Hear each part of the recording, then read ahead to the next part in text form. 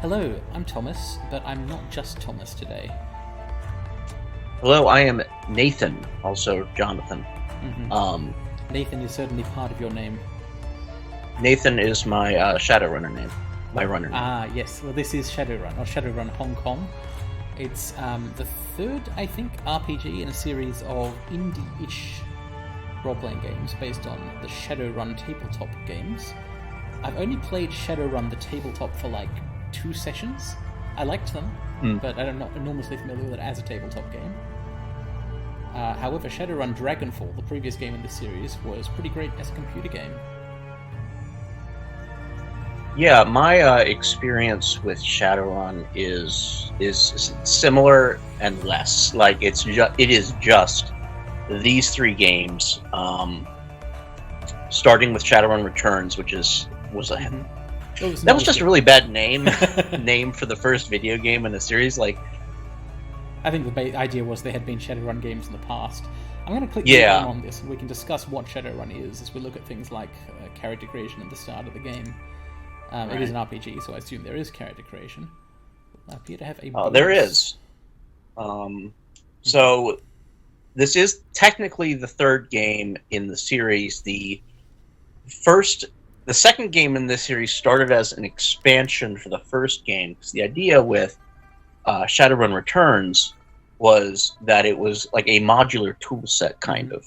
Like, this was the original idea. Like Neverwinter was that it was a Nights kind or of something. But that's not what people really want to buy as games. I can see why they would change tack.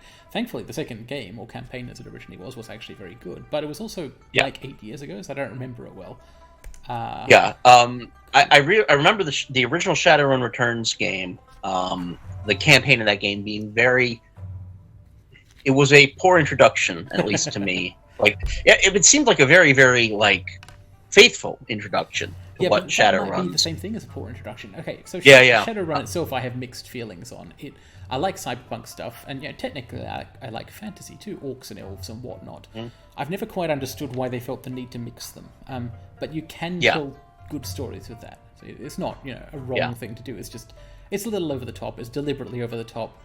The Shadowrun setting, the premise is that in the future, the cyber future, everyone turned into dwarves and so on. Trolls. Getting the world into, like, moving the pieces around to the place where you can actually start a Shadowrun game.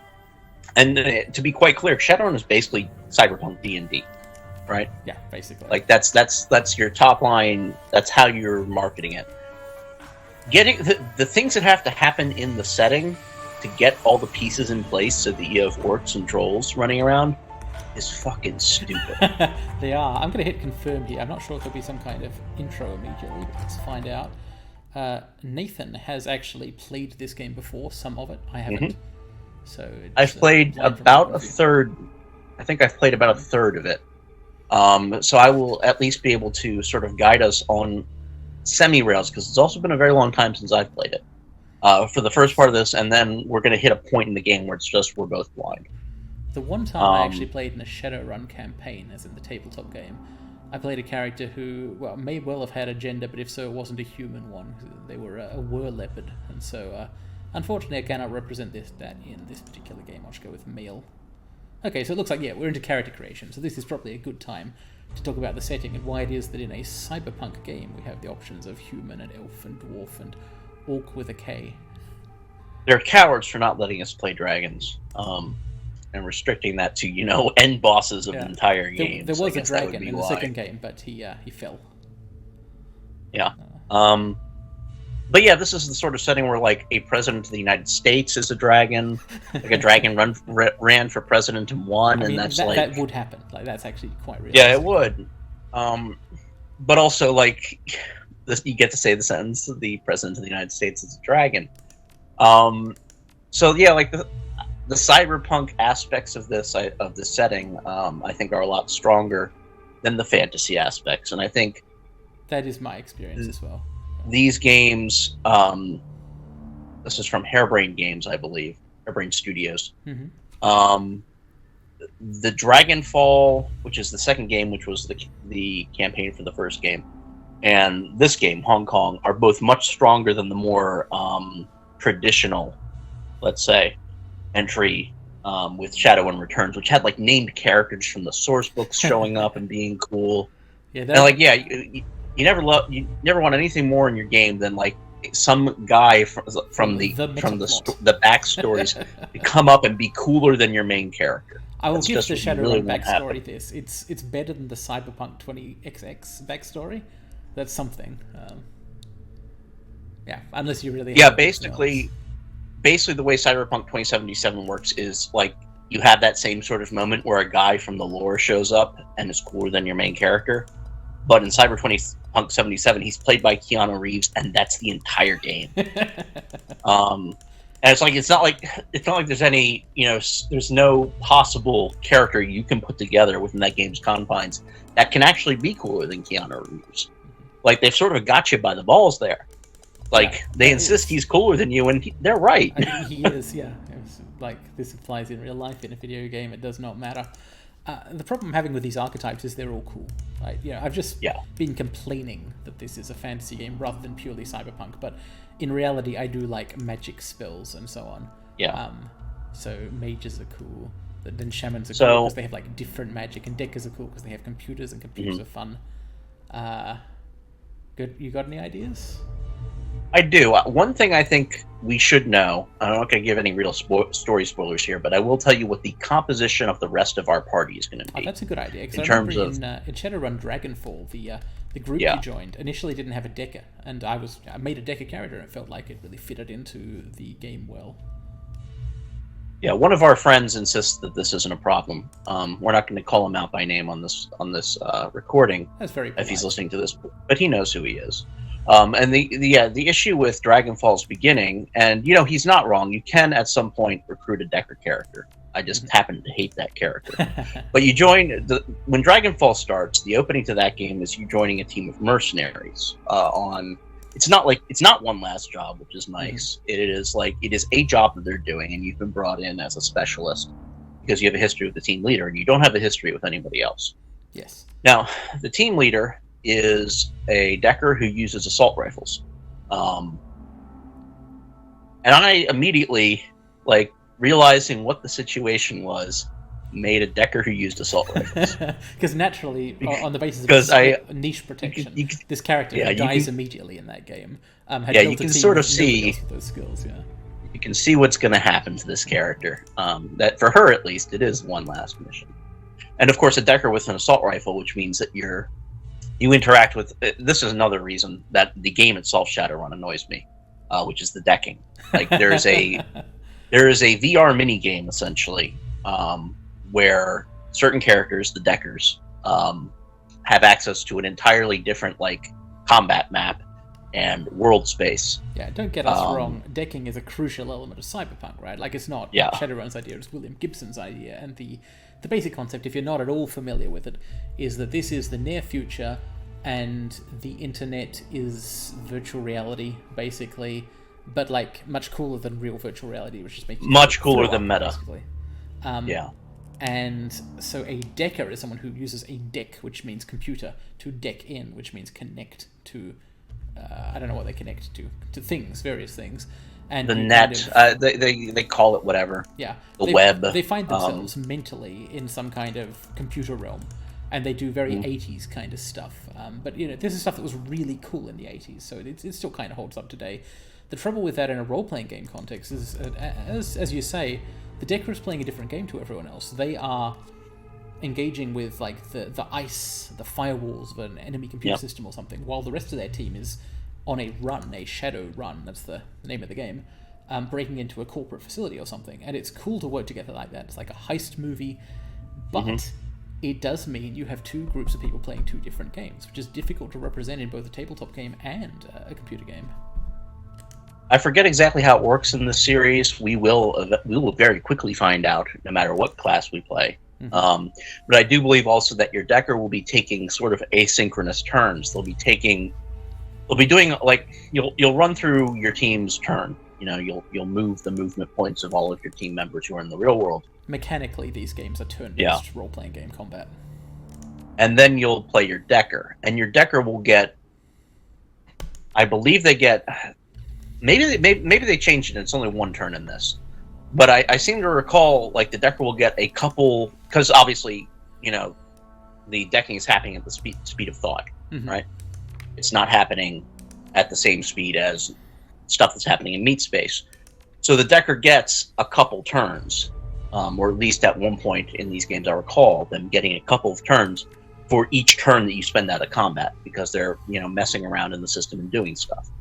Yeah, there's only one of them, at least in the roleplay in the computer versions of these Shadowrun games that I've played. You typically have exactly one decker. Yeah. I wonder. So the problem is I have forgotten how the system works as a mechanical system. It's been a long time. And I like all of these, so I think I'm going to have to pick an archetype rather than distribute all points manually, or we're going to be here forever. I mean, I'm fine with being here forever. I have thoughts about this, and I have stuff I specifically want to say about why creating a main character is different than creating a character that's part of a party, because you have main character disease in this. You cannot ignore your charisma stat. Oh, okay. Is it like something like Torment where that controls the whole game? It doesn't mechanically control. What it controls is dialogue options, access to dialogue options, which might as well be the entire game. Like we're not like we're here to talk to people and choose options. It's a very talky game. We won't try and read out all the text. We'll try and give people time to read it. We may have to read some of it out and see how that goes. Let me see if I can take control here. So you see here where it says new etiquette. Yes. Those are your conversation options.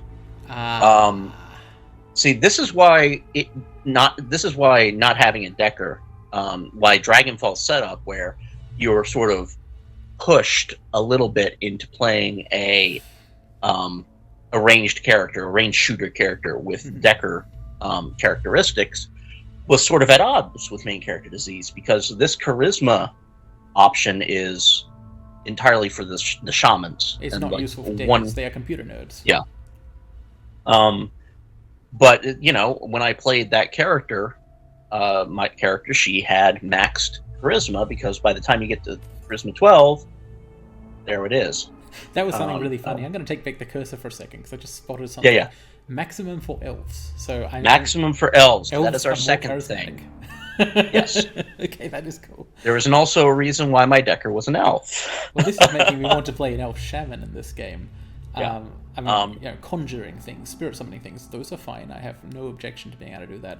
It helps that they're very strong. Yeah. I don't always like to play things in a gamey way and optimize for that, but I think I am tempted in this case to go, I am going to lean into the charisma thing. I would like a lot of dialogue options, and I'll build a character who synergizes with the stat that gives you a lot of dialogue options. That's fine. So here are the class characteristics of the 5 members that we will get, 5 core members of the team that we'll be putting together. Yep. The first is a security specialist. I'll spoil who he is because he is the first person we'll be speaking to in this game. His name is Duncan.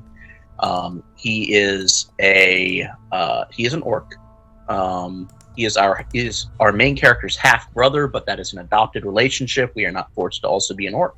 You may have noticed, hypothetical viewer, that Nathan can also control my screen. We'll probably be taking turns playing parts of the game. One thing we might do is have me kind of play the main character, and maybe he'll play this half-brother character. We'll see how exactly the combat system works out, or maybe we'll just kind of share control of all the others or something. We'll talk about Duncan when we get to Duncan. The issue with me playing Duncan is how much we'll be bringing Duncan along. I see. It's not necessarily guaranteed.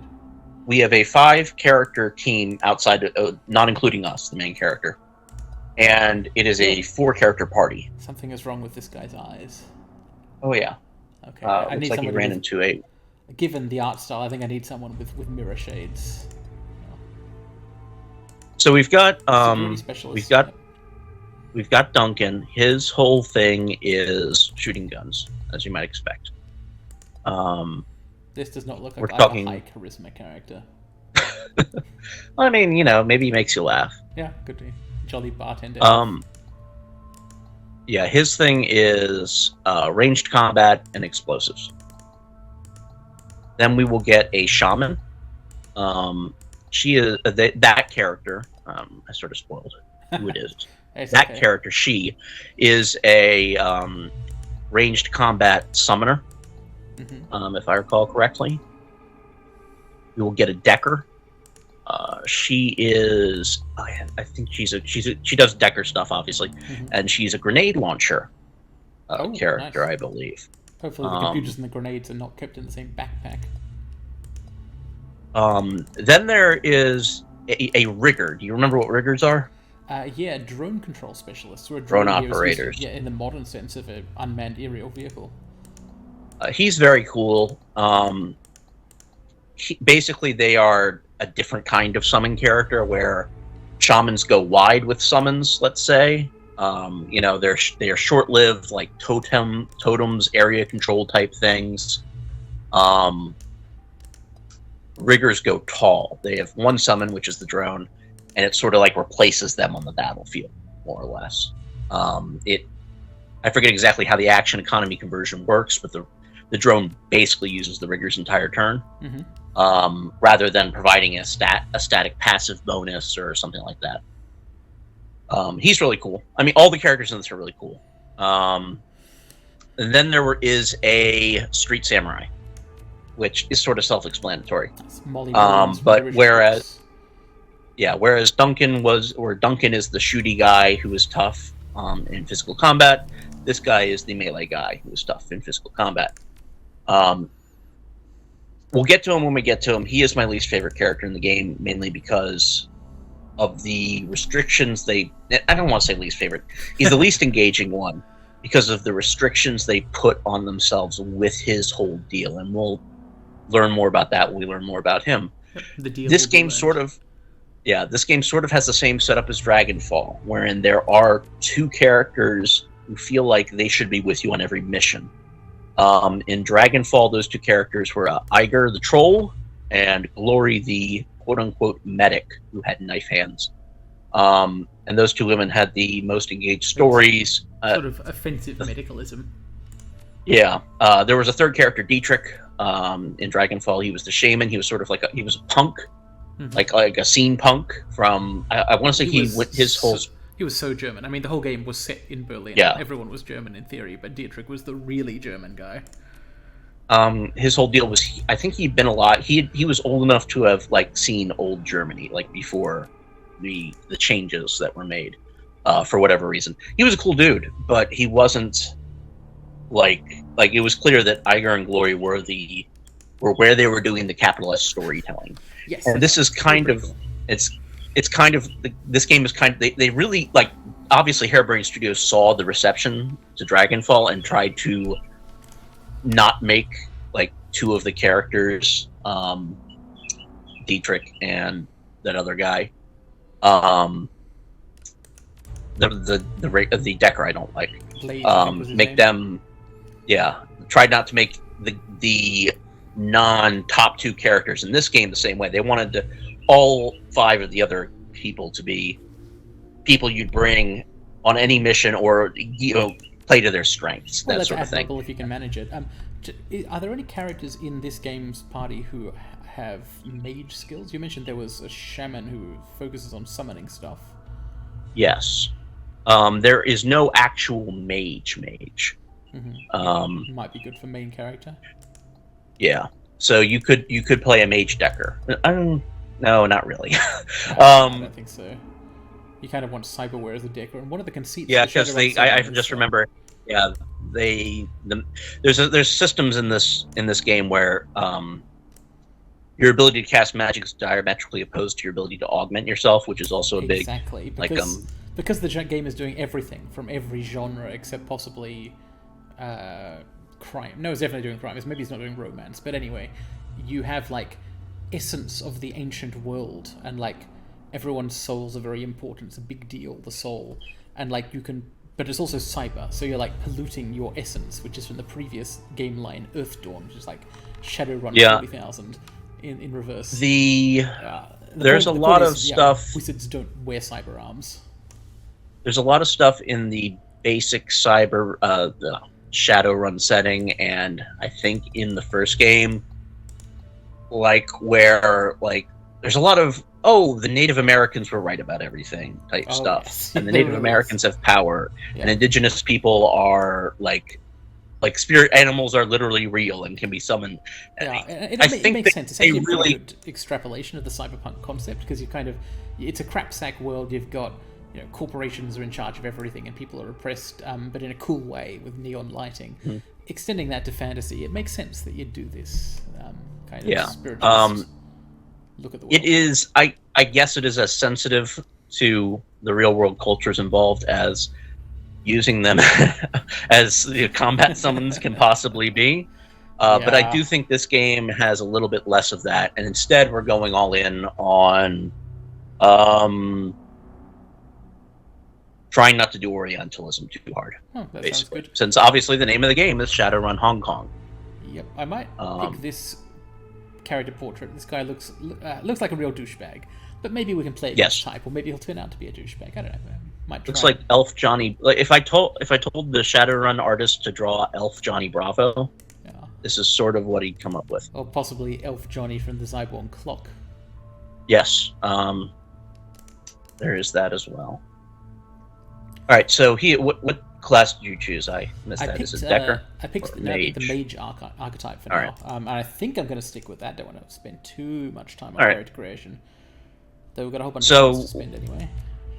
Yeah, we will. That means you will be dropping basically a bunch of dead points into charisma in terms of your actual combat build, but they will not be dead points for the purpose of playing the game. However, I do want to recommend at character generation we get to 4, or at least I'd say 6, but at least 4, because each one of those gives us. Interesting, actually. Yeah. Edge in certain conversations.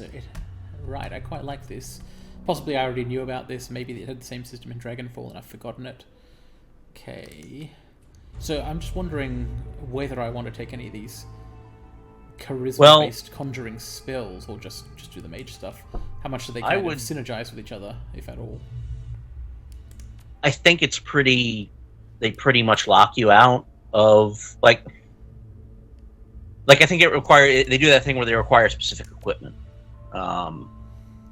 Like you need to have the magic item in your weapon slot to do magic. You have to, or something like that. That's interesting. I could be wrong. I noticed that the mage character does not start with any points in conjuring or spirit summoning, and if I go back to the shaman archetype here, you will. Does not start with any willpower stuff. Right, so it does seem like the game is pushing us to one of those directions. Now I'm kind of questioning my choices. Physical Adepts. These are the ones... Those are like muscle wizards, basically. Muscle wizards are cool. Although, I don't know if this guy looks like... He kind of does look like a muscle wizard. Looks like someone who's not all that strong, but will just somehow do something really powerful to you anyway, and then be smug about it. So, it seems interesting. It's the eyebrow, really. Key skill, key casting. What is the difference between spell casting and key casting here? Calculates the chance to hit with key casting attacks. It unlocks additional adept abilities. Yeah, it feels like there's not a lot of mix and match. No, it's not a mix and match game. No. What does charisma actually do apart from etiquettes? Nothing. Nothing. Fair enough. Etiquettes are obviously good. I am not a huge fan of either. Like I will say it is a better system than the tabletop system. I do not like the tabletop system. Fair enough. Oh, I've never. When I said I'd played briefly in a Shadowrun campaign, we didn't use the tabletop system. We used Fate or something. It was the Shadowrun setting though. Let's see. I might pick Socialite because the character picture I'm hazily building up in my mind feels like somebody pretty outgoing, or at least want to be outgoing. I don't know whether he's a douchebag yet. I know that he looks like one. Hopefully he's not. That would cost 5 and 6, since each is World of Darkness style, isn't it? Where each costs more points. So that's a possibility. Yep. Might go all the way up to Etiquette 6. Might do some more. You don't start with a lot of Physical Adept. Okay, so what do these actually things do? Can equip Killing Hands. That sounds good. Start with that, so that's good. Can equip Magic Resistance. Yeah, I like resisting magic, I guess. I mean, this is going to be a game with conflict in it, right?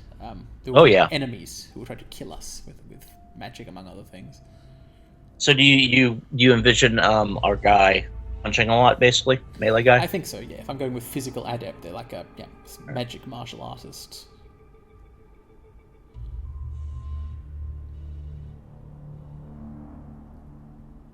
Hermetic magic. I don't know whether you can make effective use of both hermetic magic and key casting. Maybe you can, maybe you can't.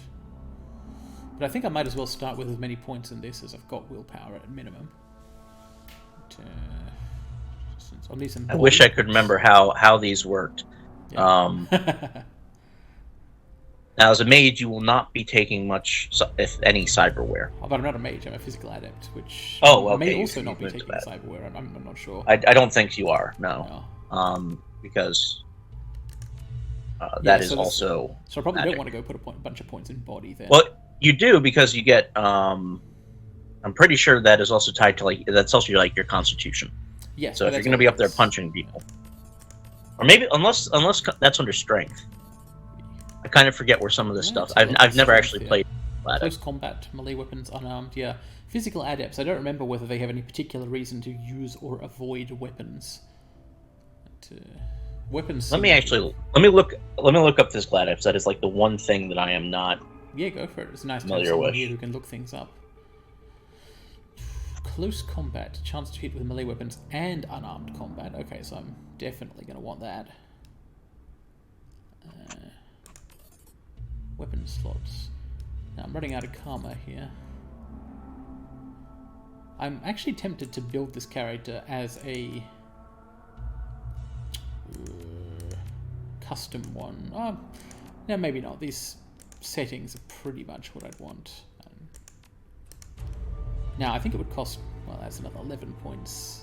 How much do I want another etiquette? While Nathan's away. From the way he talked about it, I probably want them a lot. What is this character's background, then? He looks like a douchebag. May not actually be, so he's like someone who looks like a smug arsehole.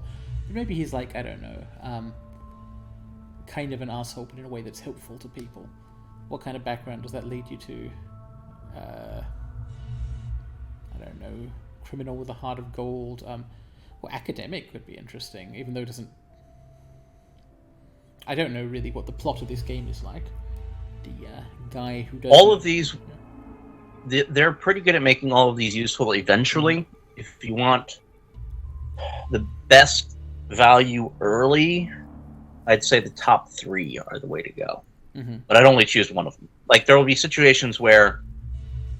There will be a lot of situations where it's like, do something and only one of these will be correct, but there are many situations where, like, there will be 2 ways around the same problem with 2 different etiquettes. I think your advice makes sense, and I'm going to reject it in this case, simply because I like the idea I've got in my head of someone who kind of acts like some kind of smug Shadowrunner, gang doing crimes type, but is not that sort of person at all, in fact. Hence these social and academic etiquettes. All right, yeah. I've looked up the adept, the Physical Adept. You're going to want to go big into body strength and willpower. Body strength and then you're going to need to splash eventually spell casting, and conjuring, in fact, which is fine because you're going big into charisma. Yeah, that's a lot of expenses. So I mean, right now I've only got 1 point left. I could put a point into conjuring or spell casting.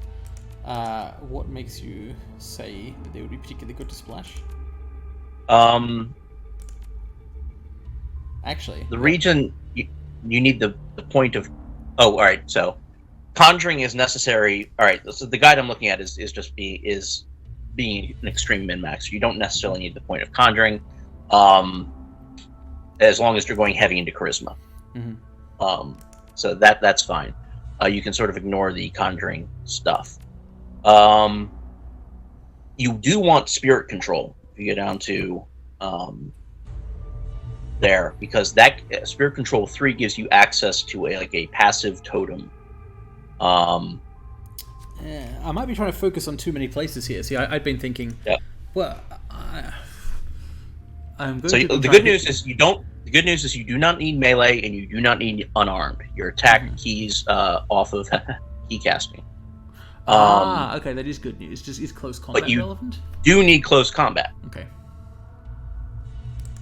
Okay, that particular thing is pretty crucial to know.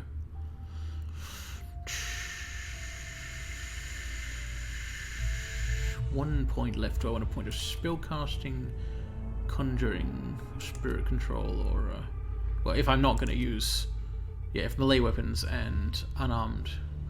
Also, you can splash mage in this with spellcasting. That overlaps in a way that you would find beneficial. I think that's what I'm going to go with. Yeah, I will see how I feel about the charisma stuff. Obviously, I put a lot of points in it, so picking up some of this in the future would be useful, but I'll try not to assume I'll be able to get everything at once. I'm not going for any cyberware affinity since I am doing some mage stuff, and that would be kind of pointless, I think. Yep. Okay. All right. Stats. Those do. This, and we're going to be playing an elf, so we get all the etiquettes. I seem to remember that in the Shadowrun setting, the elves and orcs and so on aren't just human beings turning into fantastical creatures. They actually came with, like, cultural... the premise is regrowths. The idea is that these civilizations all used to exist in an earlier age of the world and were suppressed as magic faded away or something. And so the elves have, like, a sort of Elvish/Irish/Native American spirit empire thing that's trying to reset itself. I don't remember the details. It's kind of silly. These games try to stay away from that stuff. Like, it'll still be splashed in there occasionally in flavor text and dialogue, but these are, much bigger into, we're doing runs, we're runners, we're mercenaries, life is shit. That's what the first two games were like, and I certainly enjoyed that. I think it's lots of fun stories. You can tell that's much more cyberpunk than Shadowrun. Incidentally, it looks like I'm getting an extra free etiquette, so time to pick it up. Aha. I might just click confirm to create character. I don't know exactly why this has come up again, but I won't reject it. Let's see, out of these three options, I'm looking at a character who's worked for the corporations or done security stuff or been in a gang. I think probably... You want me to tell you the very first thing you learn about your character? Yeah. For literally the first scene. Yeah, all right. Is that he left his father and his adopted father and adopted brother. He disappeared one night, went away for God knows how long, and was just out of their lives. And you'll be able to pick a reason why. But he was basically incommunicado for a number of years before suddenly reappearing and touching base. Well, that could kind of effectively justify anything, really, depending on how you see it. One of those will be you were just in jail. That's a good reason to vanish. Yeah. In fact, I think maybe all of them are that you were just in jail, and what you get to choose is why. So this is actually basically an Elder Scrolls game. Yeah. And that's like that'll be the first conversation we have with Duncan. We will be deciding that stuff. All right, I'm going to pick gang here, and I have this vague concept of someone with this background of much more genteel stuff, whose life then... He's a fixer. That way. Yeah. Well, I mean, security is possible. Yeah, actually, fixer-ish could be the way to look at it. Names. Oh my god. Oh, you get to pick a separate street name. Is that street name is the important one? Yeah. I'm pretty sure in Shadowrun Returns and in Dragonfall you just had one name, and so I had to pick a cool Shadowrunish name. But that meant I was walking around with a character who was actually named like Mickey Midnight, which is the first name and last name will come up. Like your father will call you by your first name. That sort of thing. Okay. Now, do I want to lean into something Elvish here? I don't know what Elvish actually means in the Shadowrun setting in terms of names. I'll just pick... Well, it's set in Hong Kong. We're from Hong Kong? Or just in Hong Kong? I don't know. We were born... We don't know where we were born, I'm pretty sure. But we did have our formative years in the slums of Hong Kong, I believe. I don't actually know Cantonese. Hopefully that won't be an issue. Your brother's name is Duncan, and he has the same background as you. So it's not like you're going to be going into a family where everybody's got a super Chinese name or something, and you're called like Bob. Name your character. This is actually by far the most difficult choice I've faced yet. Oh, yeah. Oh. And I'm not helping you with this one. This is all you. Oh, okay. I've already got my character. He's Duncan. Named, brother of Duncan. Temporarily estranged, but has returned. The street name can be anything, because it's just like... Yeah. Well, the street name is going to be your... The street name is going to be your runner name, so that'll actually be the name you see most of the game. Yeah, and it's a nice artificial thing that people are picking to create an impression, or indeed to conceal something. Oh, so and in case you want to take their last name, Duncan and your father's, whose name I've briefly forgotten, their last name is Wu. Okay, well that seems actually quite like a good idea.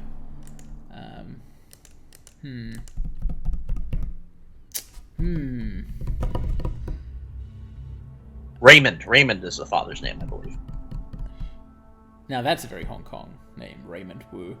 I wonder, I kind of want to use a street name with something about shining or flashing in it, to fit this image of someone who kind of looks flashy and smug, but perhaps actually isn't.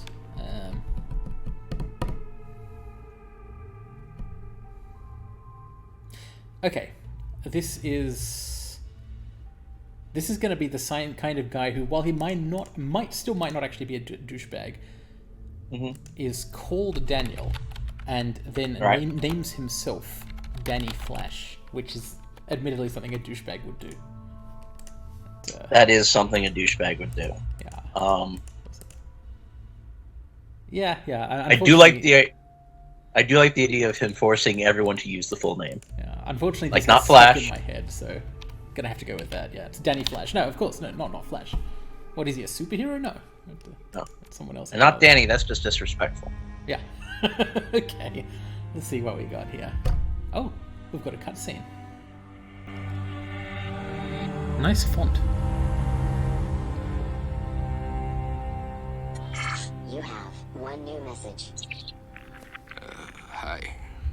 It's Raymond. I hope I have the right number. Look, I know we haven't spoken in a while, but I need your help. Remember the day I took you and Duncan off the streets? I told you that the past is just a story, that if you can just accept that, your past loses all power over you. Yeah. I was wrong. I'm on my way to Hong Kong now, to finish something I should have faced a long time ago. And I need you with me. I know we're not blood, and we didn't leave things in a good place, but you and Duncan are the only real family I have. Please, if our past means anything to you, meet me in Hong Kong right away. I'll explain more when you get here. I'm begging you.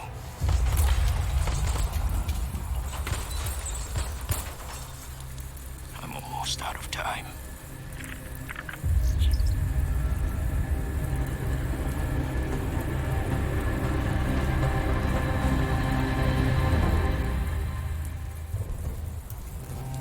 Shadowrun, Hong Kong, with an Aztechnology pyramid in the background. Yeah. So that's Raymond Wu, who found Duncan and Daniel on the street, and then, I guess, didn't do something he should have done a long time ago, and possibly has now been shot in a diner because of it. I don't think I've ever gotten to the point in the game where you actually see what happens in that okay. Bar. From the inside as opposed to the outside. I do wonder whether... like it is actually just them all executing Raymond, or if the fact that all the figures remain standing during the gunshots is just because they didn't want to animate stuff. It's unclear, yeah. Possibly something completely different happened that just happens to make gunshot noises. A gunfight in a nearby alley. In fact, we've got a bunch of text on the screen to start this off. This is a basic description. As you mentioned, our protagonist here, Danny Flash, took off, left it all behind, landed by... Yeah, it does say... I've been in jail, tried to start a new life, and now need to return.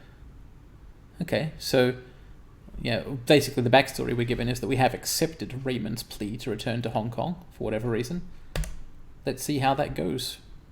Well, hang on. I like the little detail that he's also sent you money to cover transport because presumably one of these backgrounds will involve you not having enough money to cover transport. Yeah, it says you tried to start a new life, not necessarily succeeded. Victoria Harbour. Oh, it's like that little cyber ferry. Yeah. Okay, so yeah. a little process thing. We will not be reading this all out loud, but we will be leaving it on screen. Hopefully for the amount of time that it takes. Yeah, certainly some time. If you're a fast reader, you should be able to get through it. And sometimes we'll leave stuff on longer because we've got things to talk about. But yeah, there's a bunch of description in these games, even back as far as Shadowrun. Actually, Shadowrun Returns had a lot of this stuff because it was trying to emulate a tabletop role-playing game, Game Master. So it was a lot of describing what was happening. The game engine also is not super high visual quality. And this keeps at least the second-person perspective for a lot of the writing. Yeah, I do like it. You know, in what was that game? I keep forgetting its name. It's one of my favorite games. Pillars of Eternity. Mm-hmm. Pillars of Eternity actually had like a guy had a voice actor that voice acted at least the first leg of the introductory stuff. Their version of this sort of setup, introduction, scene setting, character scene setting section, and the guy that got to voice that like narrator / GM has always stuck with me since then. Yeah, that was a game with good production values. And this one has good production values. I don't want to like just be constantly Oh comparing. no, I'm not ragging on it. I mean, look, I don't know whether I'm actually going to like the game or not, but I liked the previous one. I expect to probably like this. So here's the setup. Yeah, we've arrived in Hong Kong. Raymond Black is not here. I guess he's not actually called Raymond Wu, but whatever. We can still be Daniel Wu. But there is an orc and an elf. So you've arrived in Hong Kong. There's rain at night in Hong Kong, so you know it's cyberpunk, and there's an orc and an elf, so you know it's Shadowrun. Yeah. Let's see what they want. Oh, okay, right. The elf is Duncan Wu. With his Oh no, orc. his Sorry. cyber goggles. And he's kind of mean, but friendly. Oh no! What is this? We're potentially had a bad trip on the ferry. Okay, I guess I'll try and make a skill check to not like throw up. And the good thing is you can't fail those.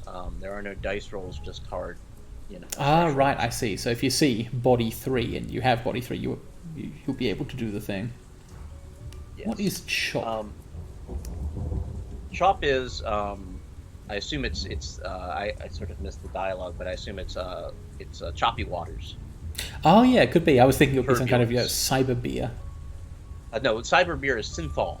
Ah yes, synthahol indeed. All right, so let's ask where Raymond is.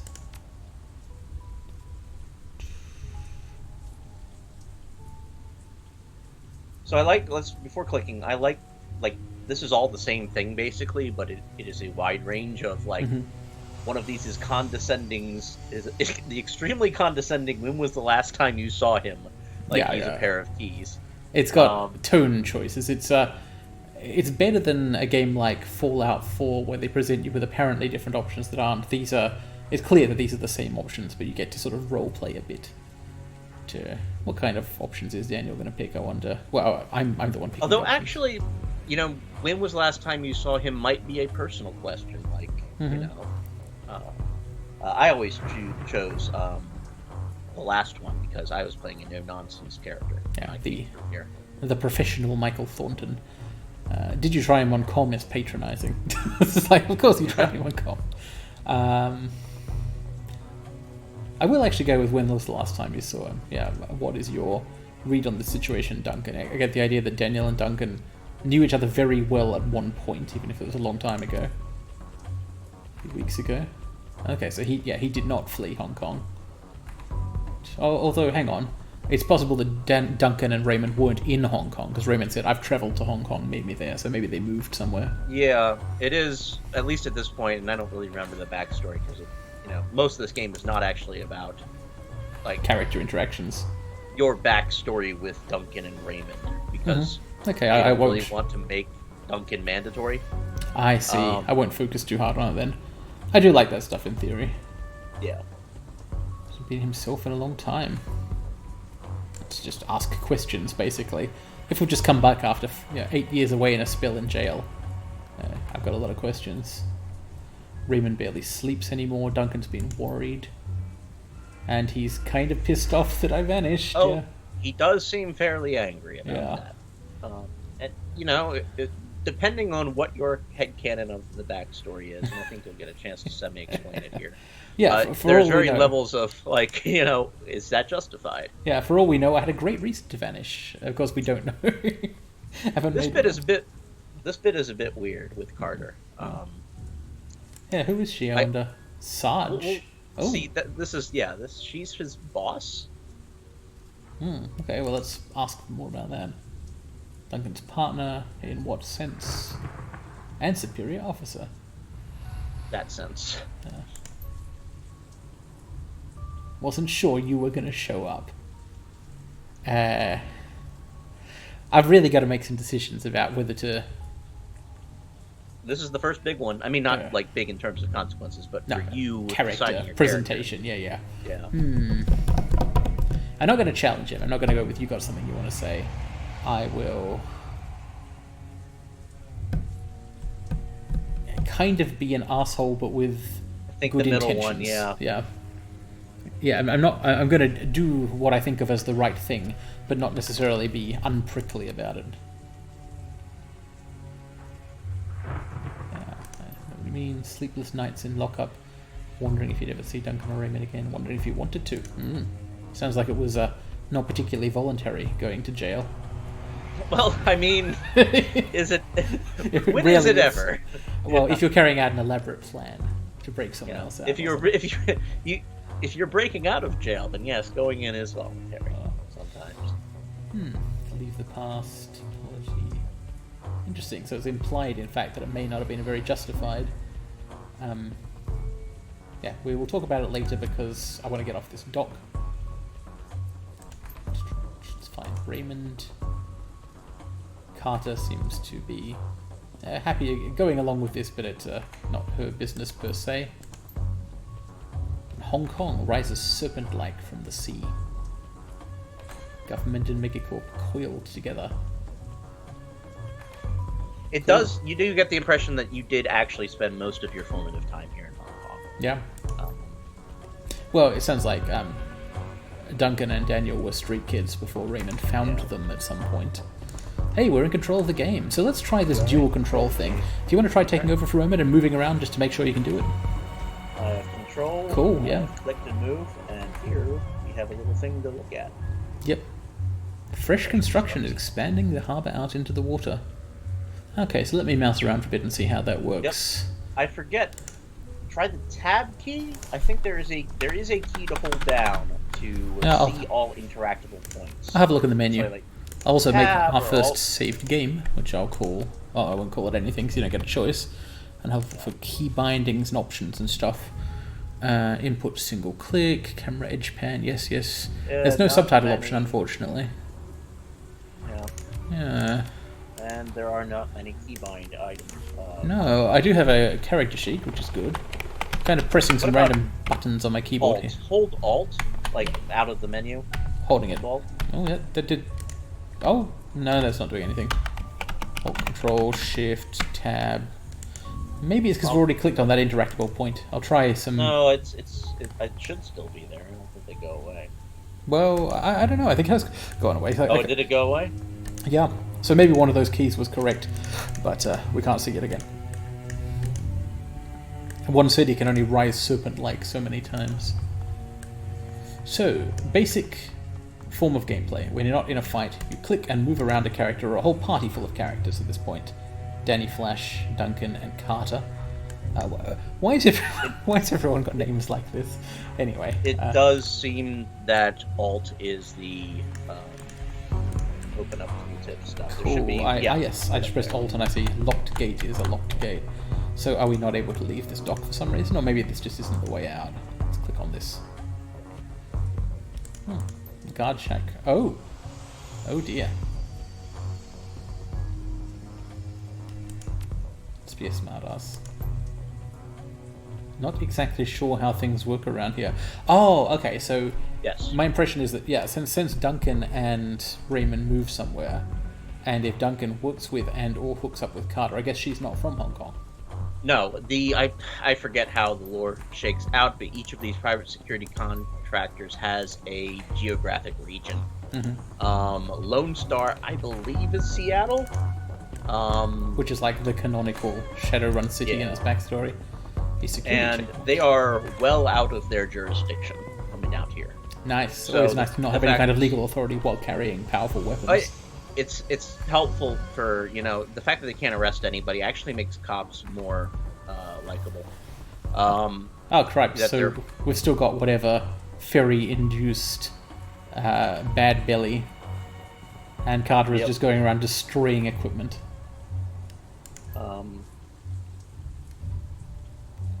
Yeah, she has a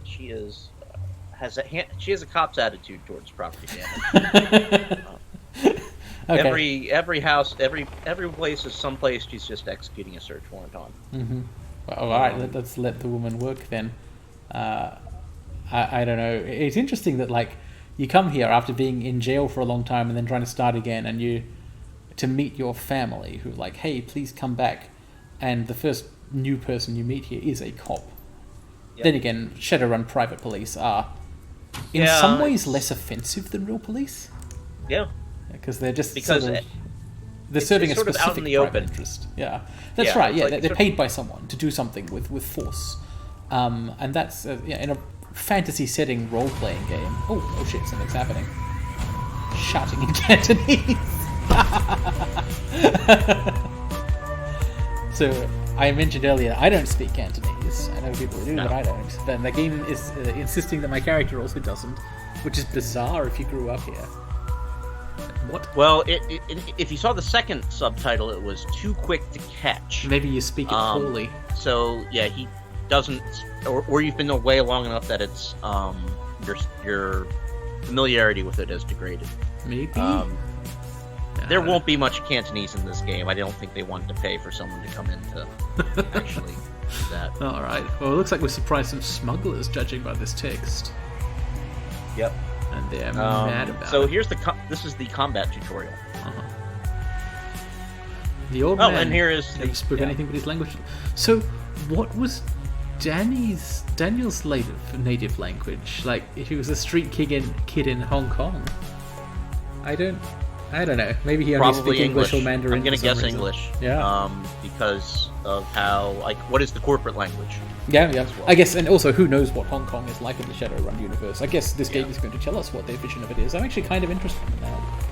It's geopolitically topical since they made it. Late night fishing for arseholes. You could read that in multiple ways. One-liners. Yeah, it's got the one-liners. I'll take them. These are. It's a crew of mercenaries / ex-cons / private police. Of course, they're going to try and do one-liners to intimidate other people. That's fine. I kind of don't like any of these lines, though. Now that I think about it. Yeah, you can see by the fact that they don't have things prereqs attached to them. They're not likely to be very effective. All heading the separate, yeah. I'll try the second one just because the whole trying to refamiliarize myself with Cantonese just seems like a good idea. Yeah.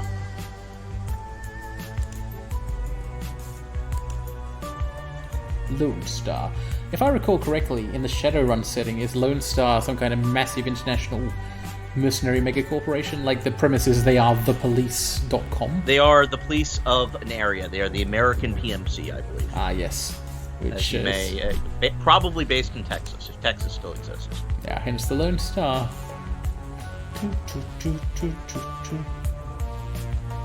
We may get Shadowrun lore wrong from time to time, going off recollection. Possibly all the time. This is the disclaimer for that. Yeah, if anyone's watching this who really loves Shadowrun, I apologize. You know what? I enjoy it too. Even if I've got some complaints. I'm already liking this better than I like Cyberpunk 2077. Oh yeah, definitely. They don't compare. Done talking. Alright, we're now in turn-based combat mode. Your first time with turn-based combat, I'm sure.